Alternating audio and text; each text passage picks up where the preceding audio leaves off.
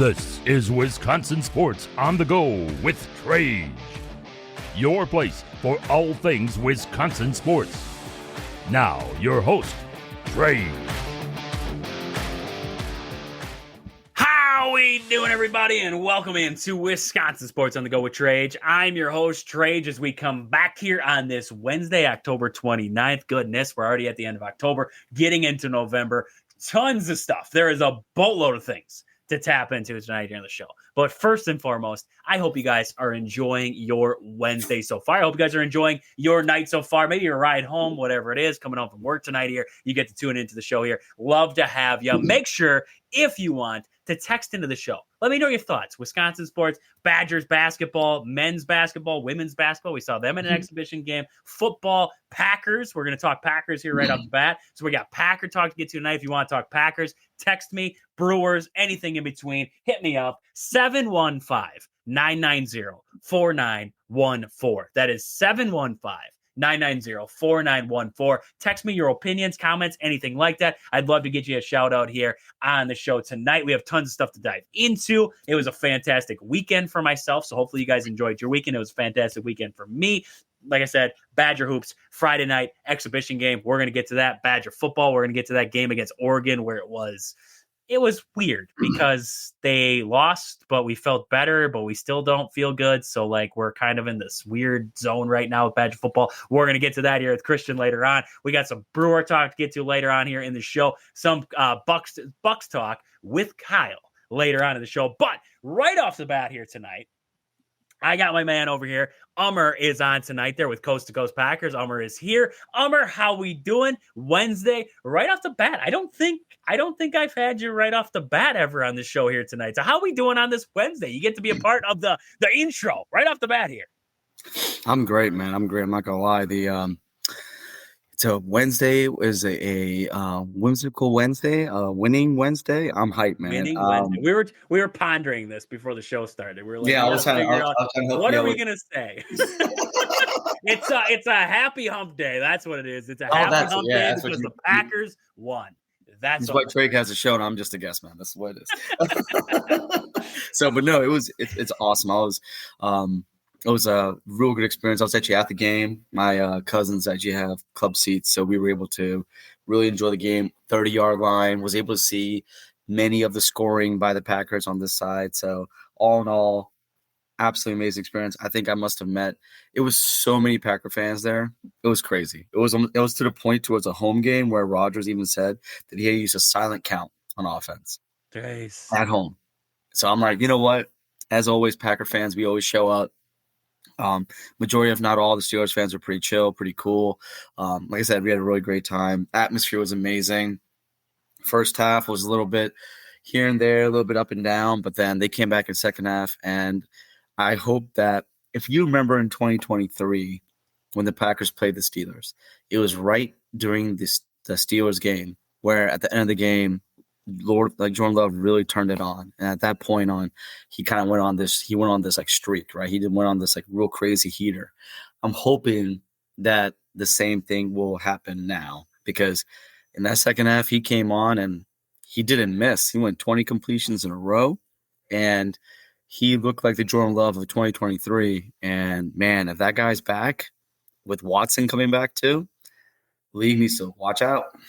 Yeah, no, I would agree. And I was just looking up those stats. They're 289 in that game there back in 2023. That was week 10. That was a week 10 game there against Pittsburgh in 2023. And then, like you said, after that, it was the Chargers. It was Detroit at Detroit on Thanksgiving. It was the Kansas City game after that. So he went on that run after that and played pretty darn good. So, yeah, I mean, it looked like a fun game. It really did. It looked like a fun game. And like you said, and like Rodgers was saying, everything like that, the Packer fans, they traveled well, and you could just hear it. You could hear it. Once the Packers got rolling, it was like, wow. I mean, in the first half, we can talk about it. Let's jump right into it. Let's jump right into that Packers-Steelers game. The first half, oh, boy.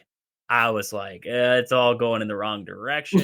Everything that can go wrong was going wrong. If you had to look at a bright spot, I guess, for the first half of the game, you would say probably the defense, right? So, I mean, looking at that first half, what were your bright spots when you were watching it? What were your bright spots that you took away from that? You're like, I liked what I saw in that first half, and then we'll get to the second half, but let's look at that first half right off the bat. I mean, things you like, things you didn't like about that first half start there for the Packers. It felt like Jordan was getting enough protection. I think that was one of the biggest things we've noticed is the offense line being healthy, and that this is a third game in a row where they're pretty healthy. And he was getting time to throw the ball. He was just like, he was still able to kind of like, get his guys involved, but he was just a hair off. Some execution was a little off. Defense did play well. They did hold him, even though they had some penalties and they had some bogus calls. All in all, the defense still played well against a quarterback who has one of the fastest releases in the game. Even at, I don't know, what is that Bama now? He's 83, so he's 2 years younger than me. So what? He's 42. Yeah, he's like yep. Yeah, he's 41, going on 42. Is that right? Yeah. Oh, no, is he? Sounds of 41. He's 41, yeah. So he's 41, right? Yeah, because I'm 43. So, yeah, that makes sense. And so for him to be able to – and, Jordan actually also has one of the fastest releases in the game too. And the two of them were just going back and forth trying to see who can get the ball out quicker. And for all the things that are maybe going wrong with the Steelers, their offense is still pretty good, And having a physical specimen like DK Metcalf, I think Jalen Warren is a RB1. Roman Wilson was really coming on too. And, watching, unfortunately, I know Fairmouth got banged up, but Darrell Washington is a behemoth of man. He's literally Marseilles Lewis 2.0. I think the way our defense was able to still kind of stand up against that offense was pretty impressive. To come out of that first half with only being down, I think, what was it 9? No, yeah, it was 9, right? It was 9. It was 7-16. So yeah, I was impressed about that. And then if you want to start talking about the negatives, let me know. But I want to hear what you think about the positives. You hit most of the positives there that I would have. Keeping Jordan Love up, keeping him clean. We've talked about it all year long. That's a huge thing for this Packers team. The positives, like you said, was the defensive side of the football, controlling the run game for the Steelers and kind of trying to force them to pass the ball, which is what they've tried to do with a lot of teams all season. What they've had to do. I mean, we heard everybody say to us when Kenny Clark was traded away, oh, what are they going to do in the run game? Micah Parsons can't stop the run. What are they going to do in the run game? They won't be able to stop it. This run defense is really good. The pass defense, not so much. And I think that's where they kind of ran into that trouble in the first half. And the penalties, I don't really. The ones that hurt me are the special teams penalties. Yeah, every time. Every kickoff, there has to be a penalty. It's like a holding every time. It's just like that's just going to happen. We might as well just start 10 yards back from wherever you end up. Like, don't try to do anything here because you're just going to end up 10 yards back. Like, whatever. I mean, like, those are the ones that I think hurt me the most because you already – I mean, a lot of these kickers, and they're really good now at putting the ball where they want to put it. So you're already at a disadvantage as a return man. Now you got to start 10 yards back. It doesn't help out at all. The holding call, like the one, the pass interference calls, the holding calls, whatever on like Keyshawn Nixon had a couple there. Yeah. It's okay. Like I'm not really overly concerned with those. I don't think those were like terrible or anything like that. There was a couple where it was just, prevent getting burnt, which is okay because otherwise, Rodgers, this deep threat that they have, you'd have got toasted. So like it's some of them are okay. Like those aren't the ones that are backbreaking to me in this game. I thought it was a special teams one. And again, to start the game, it was a special teams penalty. And the slow start, and we can jump right to the negatives. I guess this is my negative. Why do we have all these slow starts all the time? And why do we feel as if the run game just needs to get going? Because it hasn't. And I think it will. I think it will eventually. I just don't think it's like he tries to force it. Sometimes it feels like a force where you're trying, like Mike McCarthy used to be fantastic for it. He would go for it. And if it didn't work on the first drive or the second drive, he was done with it. It was shotgun the whole time. Like but there was so much shotgun in the first half. Yep. Why were we in shotgun the whole time? I don't like shotgun to begin with.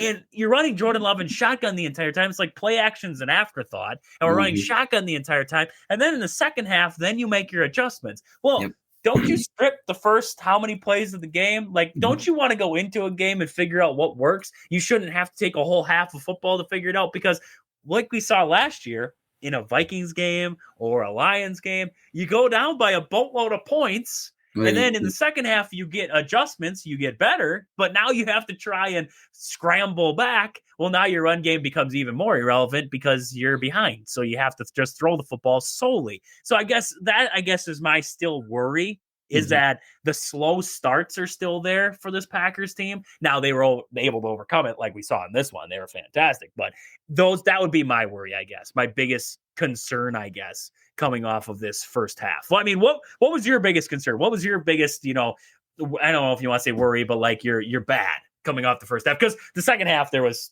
a lot of good. I don't think there was much bad in the second half. So what was your bad coming off this first half here? Brandon McManus. Yeah. I'm sorry. Like the first one, I wanted to see Narvasic back. Yeah, the 57-yarder, he just missed it by not having enough leg on it. But like that one, I didn't hate on him for. But on that second one was a 44-yarder, and he cuts it right. And I'm just like, yeah, where's Harvest ass? How you say? How's Lucas? Where's my boy Lucas at? Yeah. Yep.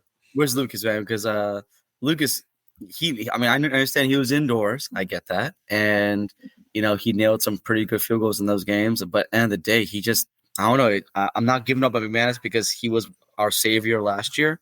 But just, is he still hurt, right? He even said after the game that they need to reevaluate his leg injury because maybe they rushed him back too quickly or something, right? Yep. He missed 2 weeks. I wasn't impressed with that. I think there was something where I think Wildy was saying this today, where LaFleur truly does believe in establishing the run. And he even said so much in the postgame that he was trying really hard to establish the run. But in the second half, when he saw Jordan was on kind of gain on a heater, he just said the heck with it, and he just kept throwing the ball. Yeah. Right. And people were trying to say, oh, Jacobs didn't look right or this and that or whatever. I thought Jacobs looked fine. I think if anything, the offense line didn't really do him much favors. I thought Emmanuel Wilson looked great. I think he looked like a burst of speed a lot. I'm not trying to say that there's no competition here because Jacobs is still the man. But, like, it's just something about Wilson has, like, a gear that he hits, and he's just gone, like, right off the bat, Yep. He gets to the line of scrimmage very quickly. Yep. But the biggest thing that got me was I'm with you on that. Like, the slow starts, you know what? Like, I'm just chalking this up to maybe, like, our preseason. September, October preseason, right? Yeah. Maybe just trying to get things figured out. Now that they figured out that they can actually open up by throwing the ball and then running the ball to close out games, I think might be the way to go, right? They have a great test with Carolina coming to Green Bay this week.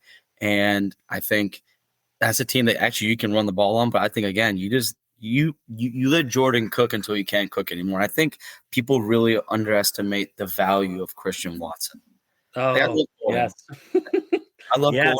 And Golden's had 4 catches for 3 yards. And I'm just like, oh, my gosh. Like, I understand you have to find better ways to scheme him. And Savion got a touchdown, which I thought was pretty cool. I think it's kind of annoying that Savion has a touchdown before Golden. But, okay, we'll leave that for another day, which is another thing that's kind of annoying, right? But, again, offensively and special teams has been, like, one of our cruxes in the first half. Yep. No, I agree. And, the hard part's going to be, and I saw some people talking about Golden getting upset after the game and everything like that with catches. That's the hard part about playing for this team. Yeah. Because you have Tucker Kraft, Christian Watson, Romeo Doubs, Malik Heath, Savion Williams now. You have Luke Musgrave. When Jaden Reed comes back, you got him to deal with. And you have yourself. So you have 8 guys who are very good pass catchers. Yes. That's a problem. It's a problem if you are a greedy guy who wants all the catches. A.J. Brown would not like playing in Green Bay. And if you are a guy who drafts fantasy, unless you're taking Tucker Kraft, I would not take another wide receiver on the entire Green Bay Packers roster because I cannot guarantee, they can't guarantee they're going to have a catch. So Matthew Golden, I hope that all that hoopla about him deleting his Instagram account and everything like that and getting upset, I hope that's nothing. I really do. I hope that's nothing. I mean, they all do it. He's a fantastic young player, and he just needs to realize that in this offense, a lot of these guys are going to go away at some point because they're not going to be able to afford to pay everybody. Mm-hmm. But you have to remember, in an offense like this, if you want to win, you got to have a lot of weapons, and they have a lot of weapons. Remember back when they won the Super Bowl with Aaron Rodgers? You had Driver, you had Jennings, you had Jordy, you had weapons galore. Brent Swain out there. I mean, yes. You have weapons galore now. Yes. So, you need to have them weapons, and you have them in the backfield. Like you were talking with Emmanuel Wilson, big time. Emmanuel Wilson is. So, we got lots. We want to dive into some more Packers here, but Ummer, he has to run. He's got some crazy stuff going on at home. He's got to run here. He's going to come back in hour number 2. We're going to continue this Packer talk in hour number 2. So, Ummer, thank you for jumping on real fast here to start out the show here. We're going to come back from the break. Christian's going to stop by. We're going to talk some Badger hoops. We're going to talk some Badger football. Hour number 1 of 2 is just getting rolling here. We'll be right back here after this quick. Welcome back into Wisconsin Sports on the Go with Trage. I'm your host, Trage, as we come back here on this Wednesday. And hey, this next segment is brought to you by Casa M Spice, the low sodium, clean label, no fillers, no MSG. This stuff is fantastic. I just had it the other night on some stuffed pork chops. If you follow on Twitter, make sure you're doing it. Follow across all social media platforms. Just search Wisco Sports on the Go. Any combination of that, you'll find us. But I shared it on Twitter. These stuffed pork chops, I put the whole hog on there, the pecking order. Fantastic. You can put this stuff on anything. They had all kinds of seasoning blends. You can put it on anything from eggs, steak, ribs. You got a beef roast maybe. You got turkey coming up, Thanksgiving right around the corner. Season it up with Casa M Spice. Spice confidently, as they tell you out there. Christian is here tonight. Christian, how we doing? It's Wednesday. We're back. Badger basketball is back in a way right now. Exhibition. We're going to talk about that. Badger football looked okay. How are you doing on this Wednesday? Not too bad. How you doing? Oh, I'm doing good. I'm doing good here. Like I said, Badger basketball looked, it was exhibition. Everybody's freaking out. Yeah. So I want to talk about that. And then Badger football put up a fight, and that's interesting. So we're going to get to that in our next segment. We're going to talk Badger hoops first. But before we get there, I want to do our Casa M Spice Bold Player of the Week. As we do every single week, we award our Casa M Spice Bold Player of the Week. And I think, for me, I'm going to go the entire Packers defense against the Pittsburgh Steelers. 1 third down conversion in the entire game. 1 third down conversion. That's unreal. And I don't think they had one in the second half, if I'm not mistaken. 1 third down conversion, 1 for 10. That is nuts. And the Steelers were moving the ball early, but they settled in. They played well. They got the Packers. They kept the Packers in this game because the offense started out slow. And then once the offense started cooking, they stayed right there. Micah Parsons, fantastic. Rashawn Gary was huge once again. So I got to give it to the Packers defense. Christian, who do you got? Casa M Spice, Bold Player of the Week. I feel like you got to go Jordan Love, right? In front of Rodgers, had literally one of the best games of his career. He was 20 passes in a row he completed, tying Brett Favre for the most all time in Packers history. I'd say he's earned it, right? It was between him and Tucker Kraft, but I think I'm gonna go with Love. Jordan Love on Sunday nights. Apparently, he's been unreal on Sunday nights. I was gonna see if I could find the stats all time of him on Sunday night. Oh, here we go. Is this all Sunday night games? Passer rating of 100. Is that just Sundays though? I don't know. Somebody out there told me that he's unreal. I don't want to read some false stats, so I'm not even going to do it. I tried to look it up here real fast while you were talking, but anyways, he's been unreal on Sunday nights, and he was once again in the spotlight, like you said, against Aaron Rodgers, and was fantastic. So, and there's a lot of guys we could have chose. Mason Posa for the Badgers was fantastic. Atuka was fantastic for him there. There's a lot of guys to choose from. Not Hunter Simmons. If we had a worst player of the week, we could probably go Hunter Simmons. But he threw a touchdown pass. Yeah, I know, and that's supposed to outweigh everything else that I watched in that game for me. Helps you forget a little bit. Yeah, at one point, I think he was 1 for 13 for 12 yards. You have more attempts than yards. It's like your defense is doing everything that they can, and it just this is it. But we're gonna get to that. We're gonna get to that ugly here in a little bit. We want to start right away with Badger hoops because the Badgers, since we talked last, this was on last Friday. I think we said last Friday, didn't we? That's where we came to the consensus of. It was last Friday there with that game. Last Friday night at the Pfizer, the Badgers took on Oklahoma, and a lot of people coming off that game. It was an 84-83 loss for the Badgers. They were down 5 at halftime. They went down in the second. They continued to trail in the second half. Ended up actually coming back in that game, tying it, and then Oklahoma was able to pull away and win this one. It was, for me, it was an exhibition game. That's plain and simple. It was an exhibition game. The Badgers didn't shoot it well, but I guess. Let's just start here. My one worry, once again, has got to be the defense for the Badgers. It has got to be the defense because we saw this last year where it just seemed like they abandoned the defensive motto. It was, we can score with the best of them. We can put up 100. And it was all fine and dandy, but we were also giving up 80, 90, and that's where I guess my concern comes in with this Badger team is that they can score. I think this team can score with the best of them. I think the addition of Austin Rapp, Nick Boyd, I think they're going to be able to score with the best of them. But can they win a game where they have to slow it down, where they have to play defense? Can they win one of those games because shots aren't falling? In this game, the shots weren't falling and they couldn't get stops. And that's where the lead kind of ballooned. They had to work their way back. They had to try to grind this game out and weren't able to do it. So I guess, is that a concern that you have coming off this game? Is that the defense, we still haven't seen the improvement? Yes, it's exhibition, so you don't know if you're getting, the full force of everything, but you also want to see improvement. And I still think that they have some issues with communication and some kind of help. The help side is kind of still in flux for me. So I guess when you're watching this Badger game, what did you see defensively for them? I mean, yeah, I guess going on that, I guess the defense is a little bit of a concern, but again, that's like the evolution of the team, right?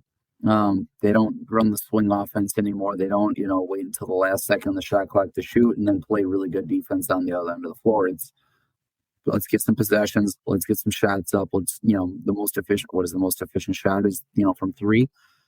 But on like the defensive side of that, it's still like this. I think this is going to be the new normal with the transfer portal and NIL and all that stuff. Like I'm trying to count here. They got 1, 2, 3, 4, 5, 6, 7 of the 12 guys that played. 7 of the 10 guys that played. I think it's only Blackwell, Winter, and Janicki. Otherwise, everyone else on the team is new. Like so, they got to figure out how to play with each other still. Like then a bunch of them are freshmen. You got Garlock. Hayden Jones. Oh boy, do I really want to? Bielowskis. I think I got it. Bielowskis. That was there. There's a lot of freshmen. Like, yep. So it's gonna take, I think, some time for them to kind of get used to that. And like kind of like what we talked about last time. Now that Brad Davison's there, maybe that'll help a little bit. I think just with some time it'll improve. But again, it's an exhibition. And technically it was. I mean, if you can count this as a home game because it wasn't at the Kohl Center, but I know I saw somewhere they said it was like super eerily quiet, like most of the game and stuff. So I mean, I don't know. I feel like that's hard to play in front of that, So maybe when they're tickets too. I heard it was hard to get tickets, like expensive. Was it really? That's what I heard. Was that it was expensive to get in. It looked like there was a lot of just empty seats there. Yes. That's what I heard. It was expensive to get in there, which is crazy that you would. It's an exhibition game, so I can't believe the Bad Boy Mowers sponsor. It's the Bad Boy Mowers. It's going to get intense. So I think that I would love to see them, 8 games in this season. Once again, the conference play, I think then it'll be a lot closer to what we would like to see rather than what we see in an exhibition game. And now they have another one on, was it this Friday? Thursday? Yeah. Something like that in River Falls. Or is it? No, Playaville, I believe. Yep. I think it's probably Guard's brother's coming to town. So they'll get another tune-up game, and then they open up the season next Monday on against Campbell. So I mean, they should have another tune-up game. Like they'll get there. But I think just all the new pieces and stuff. I think it's just going to take some time.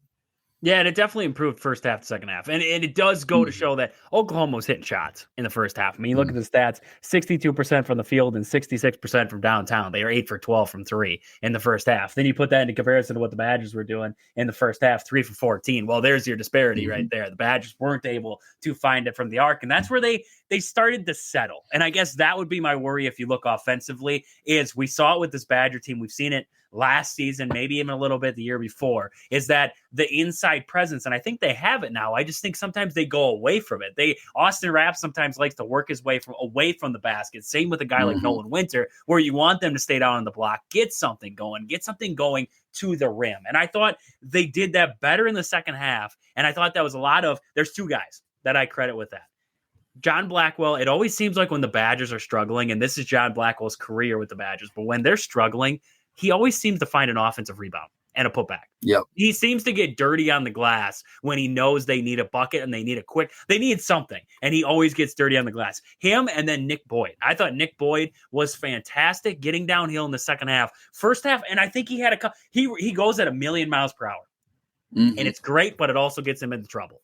because he gets out ahead of himself at times, but he can also blow past the guy. And in the second half, I thought he kind of settled in. He was pumping up the crowd. He was trying to get everybody involved in it. But Nick Boyd and I thought John Blackwell in that second half were big reasons why the Badgers came back, because they started to attack the rim, which is something that I think this team needs to do. What did you like offensively from this team, especially in that second half where we saw him? It was a lot better in that second half. But in total, what did you like offensively about this team?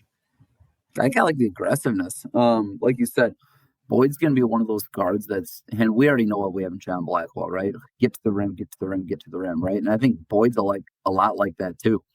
I would love to see, like you said, I'd love to see Winter and Rapp and Bielowskis actually get down low. That was one of the things I was kind of looking for before the game started. I'm like, I would love to see us have that physical presence down in the paint again. I know we are an offense that, would love to shoot threes all day long if we could. But I mean, when we have games like this, when we're not hitting threes, we got to be able to get down and score, get some easier shots, right? But also, I think we have 14 offensive rebounds and only 19 defensive rebounds. I think I'm seeing. So almost, that's a lot of offensive rebounds. In the second half, I don't even know what we had for second chance points, but just 14 second chance points too. So I mean, that's definitely something you like to see too, because this isn't like an exhibition against a WIAC, Division III WIAC team. Like, this is Oklahoma, SEC school. So if they're doing that with Oklahoma, I mean, hopefully we see a lot more of that this year too. So maybe if the threes aren't falling, at least we got guys crashing the boards and getting some second chance points. So I liked that, but. Yeah, no, this is a good team in Oklahoma, like you were saying there. It's a good team. Like Nigel Pack coming over, he's fantastic. They have a couple good. Darian Reed was hitting shots. There was a couple other guys that I was going to touch on, but they slipped my mind. I think Forsyth had a good game there. There's a couple different guys for this team that, I mean, they're a well-rounded team that I think is going to compete in the SEC. So a lot of people coming away from this game saying, "Oh my goodness, the Badgers lost by 1. How is that even possible? It's an exhibition game." Remember that. And I think everyone's freaking out because Oklahoma's not ranked. Yeah, you know what I mean? We're 24th, but they're not ranked, so we should be Purdue is ranked first, and they just lost to Kentucky, who's 9th. And Kentucky didn't have their good player. Who was not playing? They have their 2 top players. I thought I saw 2 of their top players. So it's an exhibition game. Who knows what guard's doing? The dude's a mad scientist. He's just pretty. I don't know. I think he's still trying to figure lineups out and rotations and stuff. I don't know. Yeah, and, we're not gonna go 40-0. We're going to have losses. We're going to whatever. But I don't know. A 1-point loss to Oklahoma in an exhibition game isn't really a red flag or very concerning to me. No, and you like the way that they battled back. They went into the half. It was all seeming going the opposite direction from them. And they came back in that second half. They battled defensively, got after it, got some turnovers. And late in that game, they had some turnovers that made that. I think they went down. I can't remember off the top of my head, but I think it was a 12-point game. It was 11 or 12. It got to a pretty balloon to a pretty big lead there for Oklahoma. And the Badgers battled back. They got some turnovers. They had some big buckets. I love the confidence of a guy like Austin Rapp. Oh, my goodness. I love the confidence. He had that late one where he knocked down that 3 to tie it at 78. And I know it didn't do anything, but he just stepped into it. He didn't think about it. With Steven Crowell, I thought the biggest problem with Steven Crowell is at times he just thought about it too much. He'd catch it, and it was everyone segged way off of him. And he's like, do I shoot it? Don't I shoot it? Yes. And clanks it right off the back of the rim. And I just, every time, and I just think with a guy like Austin Rapp, that confidence, and he can get, the thing with him and Winter, and this is where if Winter had a rough game, everybody's worried about that. Winter's going to be fine. Well, the thing with him and Winter is that they have the ability to go 3 levels. We talked about this last week a little bit there too. Watching in this game, they have the ability not just to hit that mid-range shot. They were doing some pick and roll with those two. They were doing a lot of different actions with Winter and Rapp involved in it. And they have that athleticism now with Rapp where he can get you off the bounce. Whereas Steve, he could try. He was just a little bit slower getting to the rim. Rapp's a little bit quicker. He can get downhill. He can also pull it on you. There's a lot of talent there in that front court. I thought Rhodey, I didn't think he had a terrible game. A lot of people thought he had a terrible game. I thought he was okay. He's a good passer. Watching him, he's a fantastic passer.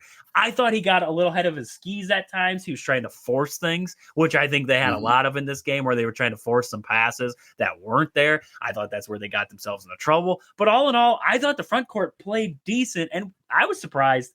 Alexis Bielowskis was the first one off the bench for the Badgers.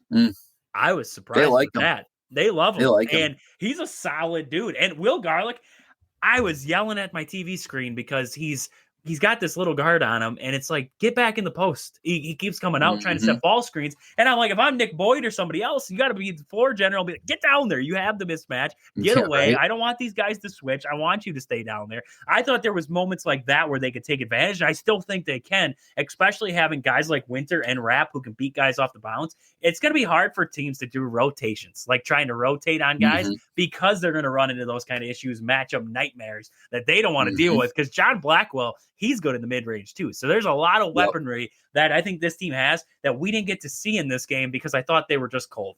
And they were cold. They were still, like you said, trying to find their footing together. It's a new team. Everything. A lot of these guys new together. So you have that to deal with. I mean, all in all, let's just kind of put a bow on what we saw here.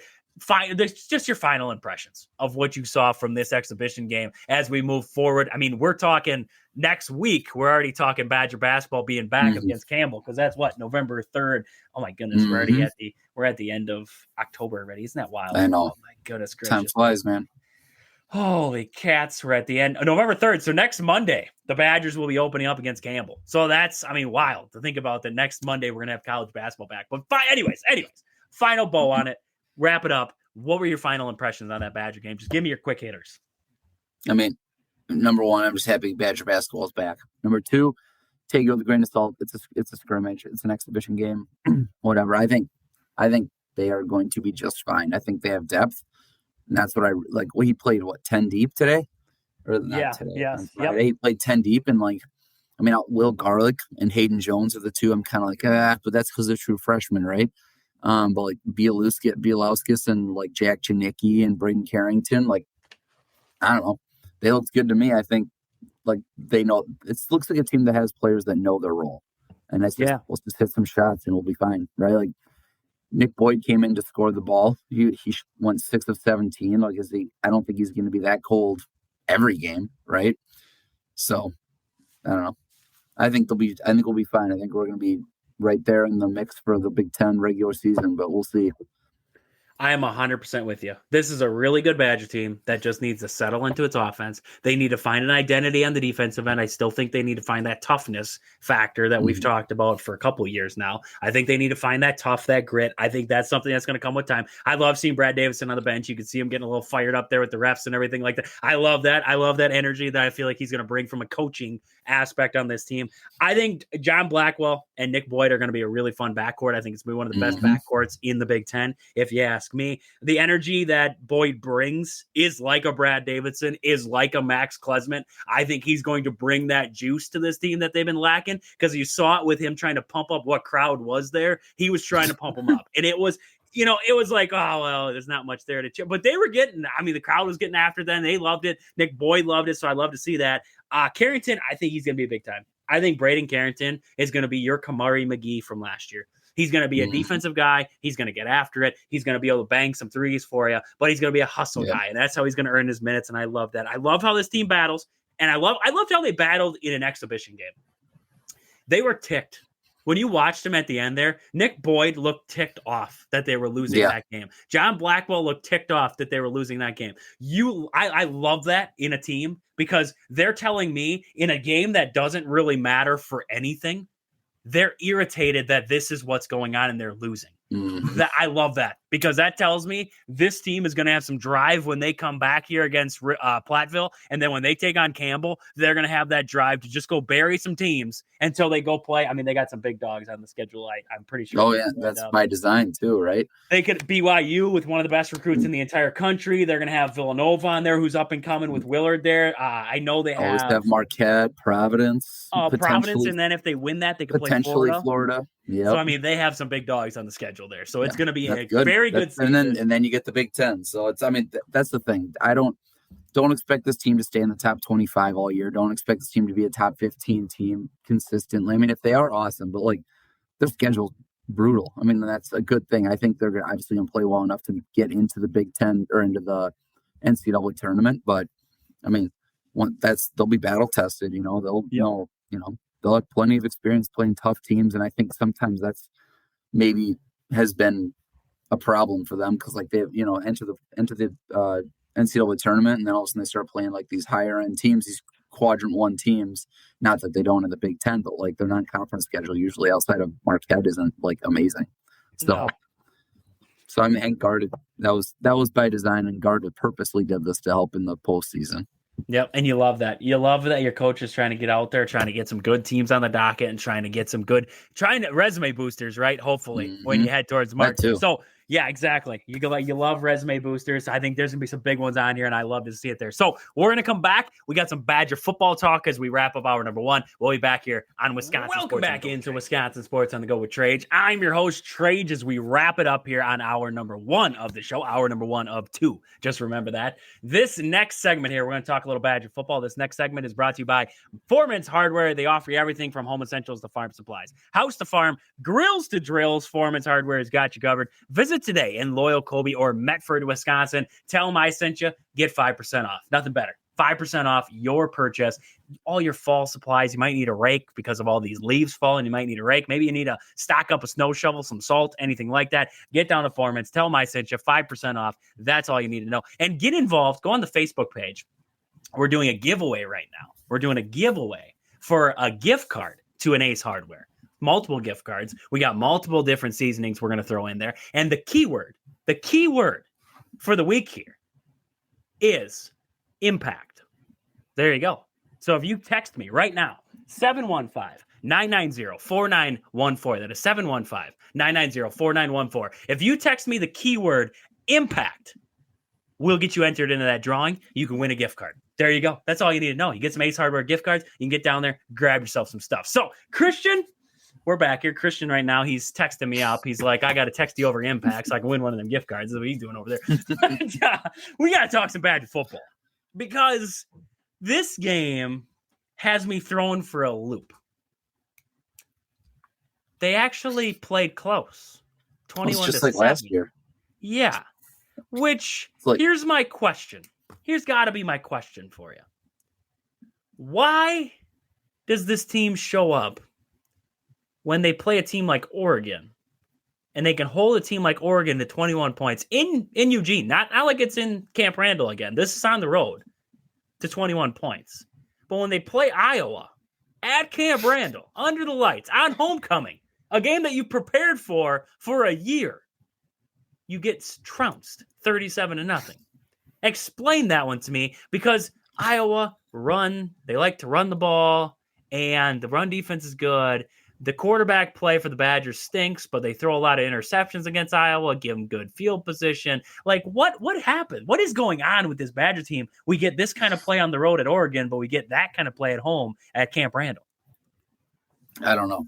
It's unexplainable. It's an enigma. I don't know. It blows my mind. I mean, I think you'd like to say that the Iowa game, Iowa is relatively one-dimensional too. All they can do is run, but they ran all over us. But I think the weather definitely played a role in the Oregon game too. I don't think they could pass the ball. No one could. And it made our already terrible passing even worse. So, I mean, I think that helps. But, I mean, then we held them, I think, at one point in the first quarter. They had like negative 16 rushing yards if you include all the sacks and stuff. But I think they ended up kind of going off, didn't they? I think they had 2 running backs both over 100 yards against us by the end of it. Davidson, but I mean, for sure had 102. But they only threw for 132 yards, which that's very unlike an Oregon team, and it was a 68% completion percentage. So I mean, I think the weather and like all how wet it was, I think that was a big part of it. But I will say one of those completions they had was garbage, and Emilio Gard should have had that pick on that one. It just fell right into that. Oh my god! That's when you know it is not your year. Yes, that's when you know. Yes. When I watched that, and then the calls. When I watched the reffing calls in this game, oh my god, where they had to review clear first downs. Like, I don't even understand these first downs that they were reviewing. They'd get it by like 2 yards, and then they'd go, "Oh, we got to go to the booth to check this one out." Then we got to go to the booth. It's like, you're just telling me what's happening. And then there was that call. Who was it? It was a late hit on a lineman for Oregon. Oh, on Oregon, and they called it on Wisconsin. And they called it on Wisconsin, and just watching Luke Fickle's like, what? I got nobody on the field. That's going to be a meme. I think I already saw a meme on there. I think I saw Scary Alvarez posted that on Twitter, and it was just like Pickles' like bewildered face. He couldn't believe it. It was about something So there's that's the season. That's the season in a nutshell, right there. We're getting penalties called on us. We don't even have guys like that on the field right now. But, we don't even have a 72 on the roster. We don't even have 72 on the roster. We're getting penalties called on them. But it's crazy because we went into this and we're like, this team seems like they like quit on them at times, right? We thought, you come off a game 37-0 against Iowa, and it feels like the team quit on them because you get your butt kicked like that. It just feels like they're quitting. And then you go on the road to Oregon and you watch Mason, or you watch Post out there, and you watch Catalano out there, and you watch Agard out there. And I mean, Allegro last week where he broke his arm, came back out. It still hurt. He got to cast it even more and then came back out again and finished a game that they were getting their butts kicked in. I mean, you seem like this. Atuka, the way that however he's Atuka, right? That's how you say his name. Yep, Gideon Atuka. Yep. There you go, Atuka. I figured after I heard it enough, I'd say it right, and there we go. So, but the way that he was running the football, I mean, he ran the football better than anybody else who's ran the football all season long, just running hard, getting after it. The offensive line looked fantastic, getting after it in this one. This is all the backups. No Renfro. Malman still, I don't know what's going on with him, but Heinzen out. And I mean, you have Kadonko's out. You have all these guys out, and you looked better. But your quarterback looks terrible, which begs the question. I don't know how Danny O'Neal could possibly be worse than what we saw in Hunter Simmons. But anyways, this team doesn't feel like they're quitting on Luke Fickell. Actually, the opposite. Posa, when you listen to him talk, he's like, I'm coming back. And you listen to these guys talk about him.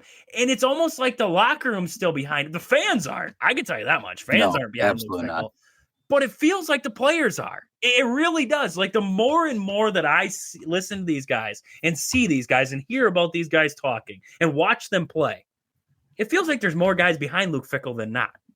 I mean, I don't know. Am I crazy? Am I crazy for thinking that? No, that's absolutely. I mean, what was it? Even before this game, they were talking about they had a players meeting or whatever with Chris McIntosh and stuff, and afterwards, what is it? Renfro? I'm blanking on his name. Came out and like they were interviewing and asking him stuff, and he goes, "Oh yeah, like when they said, they basically, I don't know if they explicitly said it or not, but basically implied that Fickell wasn't going anywhere." He said everyone was like excited and chanting and hooting and hollering in the locker room. Like they clearly like him. Everyone committed to him. They I don't know. It's just, I don't know. Yeah. Clearly they don't think it's them. They probably think it's they're not playing well enough, or just. I don't know what it is, but they believe in him. And God, I keep circling back to this quarterback thing. I really do. I keep circling back to this quarterback thing, questioning if Tanner Mordecai stays healthy, if Tyler Van Dyke stays healthy, and we can avoid Braden Locke. And now we have a guy right now who's worse than Braden Locke. I don't know. So I just I don't know if Tyler Van Dyke's any better than Braden. Oh, that's right. You're a Tyler Van Dyke hater. I forgot about that. That's what you hated. But when I went to a few of their practices, I'm like, would he have been better than Braden Locke, though? Yes. Yeah, see? So maybe something. So does a Tyler Van Dyke beat Oregon last year? I would say so, probably, yeah. But I mean, even a Penn State game without that back-breaking interception. Yeah, I don't think he helps us against Iowa, though. No. But yeah, the running quarterback aspect, I think, is something that even a game like this against Oregon, I don't know why you don't throw Danny O'Neal out there, because he runs the ball well. So, like, in a game like this, I thought you don't need to sling the ball with Hunter Simmons can't throw. I don't know if they're trying to get better throwing the ball by Hunter Simmons being out there. It's not better. But he can't throw either. I don't know what it is. I'm fully on board with, I think O'Neal, just based on absolutely nothing, just my thoughts on about why he wouldn't be going out. I think he's just kind of feels to me like he's telling Fickell, no, I'm not going out because I want to keep my eligibility I think that's for another year and I'm out. Edwards. Same with Billy Edwards. Yep. So I think there's okay, I guess we literally have Hunter Simmons or Milos, whatever his last, I can't say his last name, but Milos, right? Yep. And they're not, I think they're going to, again, based on absolutely nothing, but just they're trying to play the young guys. And I think what is it? You can play 4 games before you burn 4 games. So I think Carter Smith. That's what they have. I think Carter Smith's coming. They have a bye now. So this is perfect. They'll give him 2 weeks to prepare for Washington for him to be the guy. And I think then he'll come back next year. Redshirt freshman. He has another year of eligibility. He's got 4 games of Big Ten play under his belt. Yep. We don't have to see Hunter Simmons anymore. And they don't have to worry about Danny O'Neal. They don't have to worry about, Billy Edwards. Okay, you guys can keep your red shirts. You can get out of here. Whatever. We don't need you. This is Carter Smith's show now. I think playing Cooper Catalano and Mason Posta starting a middle linebacker or at linebacker in this game was like a very clear indication of they want to. Okay, season's done, season's lost. It is what it is. Let's see what we have in the young guys. And I think that, again, Posta showed out, Catalano showed out. They looked good. And I mean, I don't know. I'm trying to figure out who else played. I mean, obviously Gideon Tuca, but he was more out of necessity because Dylan Jones and Darian Dupree are hurt. And Yakimelli now. And Yakimelli got hurt too. So you're going to have a heavy dose of Tuca, right? But I think then we even saw Eugene Hilton. He had that nice catch that I still think should have been a touchdown. It was a touchdown, yeah. That was a touchdown. So he should have had one catch for 43 yards and a touchdown instead of one catch for 42 yards down to the 1 yard line. But I mean, he only got one target. But Tretch, I think he's still young. Maybe he comes back next year, especially if he thinks, hey, Carter Smith's actually good. Yeah. But if he doesn't have a lot of faith, I could see him taking off too. But again, that's based on absolutely no knowledge of any situation. That's just complete opinion. Yep. No, I would agree 100%. Like I said before with the quarterback room, I just feel like they keep trying to reach for these quarterbacks, right? You had Tanner Mordecai. You're like, oh, we're bringing in this guy who's had 7,000 yards in college. Oh, my goodness. And then you bring in this guy in Tyler Van Dyke, and you're like, oh, he played in Miami. He played in the air raid. It's just he had that one really good year. Yeah, he had that one good year, so now it's just really going to match up. I honestly think the best move for this team right now is like we were talking last week. And if you guys missed that show, make sure you listen back because we talked about the state of program, everything like that. Listen back, Wisconsin Sports and the Go with Trade, everywhere you get podcasts. But we mentioned it there. Building this team up from the youth, right? Getting guys that you want to, grow with and bringing in those. I don't want to say like bring in the 1-star guys or anything crazy like that, but bring in the guys that you can develop. And that's what we're seeing with a guy like Posa, Catalano, but with the Carter guys Smith, that want to be there. Yes. Bring in a quarterback that you can develop in your system now, where you can develop that guy, not a guy that you're just swinging into a system in an off season. Let these guys grow together. I know it's a crazy pipe dream, but it's still a real thing. And I think you can do it. That's what Dan Lanning does with Oregon. He has dipped into the transfer portal a little bit, trying to bring in some because you have to. I mean, to compete in today's day and age, you have to. But he also doesn't lean away from recruiting. And I think Luke Fickell and this Badger team has gotten too far away from the recruiting side and the developmental side where we don't even see guys develop because they leave or they're already seniors, juniors, or seniors. They're out the door already, basically. Gets guys into yours. Because now, honestly, in this game, we saw the recruits. And the recruits look good. The recruits, they feel good. They look good. Maybe it's a sign of some decent. I can't believe I'm like trying to make myself. You're coming around on Fickell, aren't you? Yeah, I don't know if I'm trying to really. I don't think he's the greatest coach in the world, but I think right now what we saw this last week with the young guys, I like the young guys. I do. I think Tressel.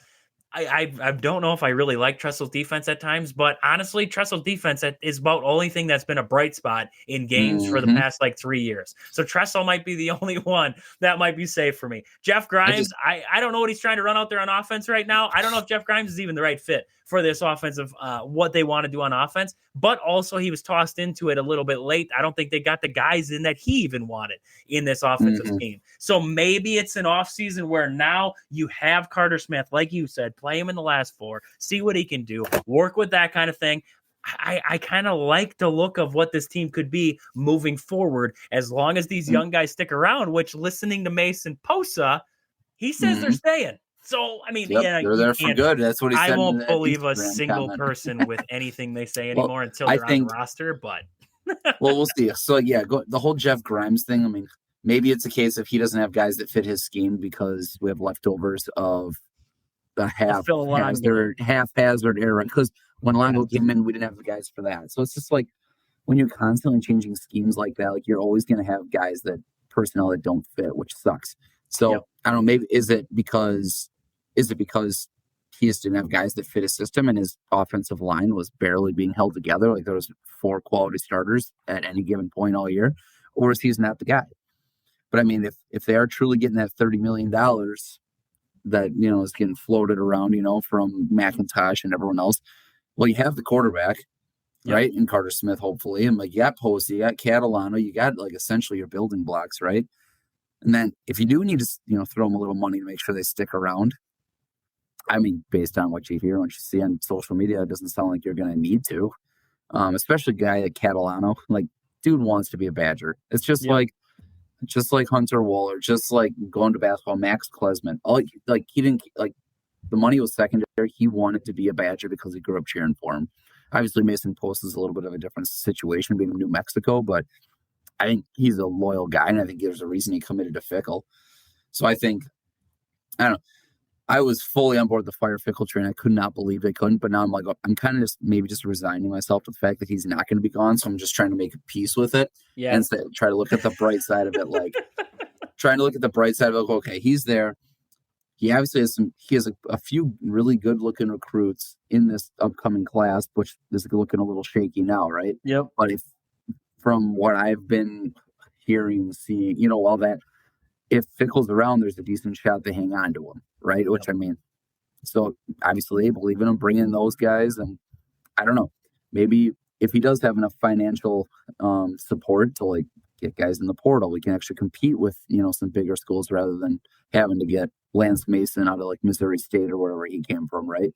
Maybe they can turn this thing around in a couple of years, but that is 100% where I'm at. That's what I was about to say before you even said it. I was going to say, we're still questioning Luke Fickell. We still have our question marks with it. If he got fired, I wouldn't sit here and like, we need to boycott. No, I'd be okay. But yeah, I'd be like, that makes sense. But we know we're pretty darn sure he's staying. Like our opinions, we're pretty darn sure he's staying. So we're trying to make the best and see the best outcomes for this.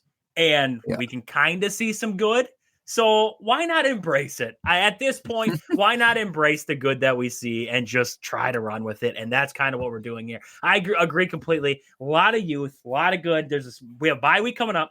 So hopefully a little bit rester, and maybe we see Carter Smith coming out of the bye week. So we'll wait and see on that one there, right? We'll wait and see on that one. So Christian, I got to run here. Thank you as always for stopping by. Let the people know where to find you out there across social media.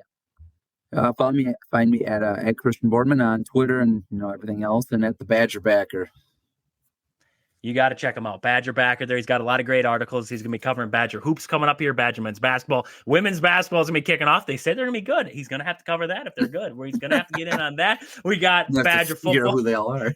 We got Badger football getting towards the end there. So, yeah, like I said, make sure you're checking them out there. The Badger Backer there with Christian Borman. So, with that, we'll be right back here. We're going to wrap up hour number 1. Look ahead to hour number 2. We'll be back here on Wisconsin Sports on the Go with Trage. I'm your host, Trage, as we come back here on this Wednesday. And hey, if you missed any portion of the show tonight, make sure you listen back across all podcast platforms. And if you can, like, subscribe, follow to the show across all podcast platforms, across all social media platforms. We'd love to see you out there across the Facebook page, especially following there, on Twitter, everything like that. Show the love. We love to see you guys there. But this next segment here, this little segment as we wrap up hour number 1, is brought to you by Marshfield Motor Speedway, the half-mile paved track just 3 miles west of Marshfield on County Road H. Find upcoming events and races at marshfieldspeedway.com. That is marshfieldspeedway.com there. So before we get to hour number 2, there was something I forgot to hit it.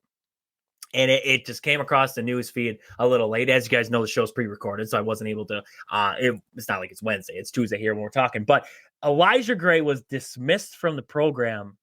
Elijah Gray from the Wisconsin Badgers there, the forward. He was dismissed from the program Tuesday, according to a press release from a UW spokesperson.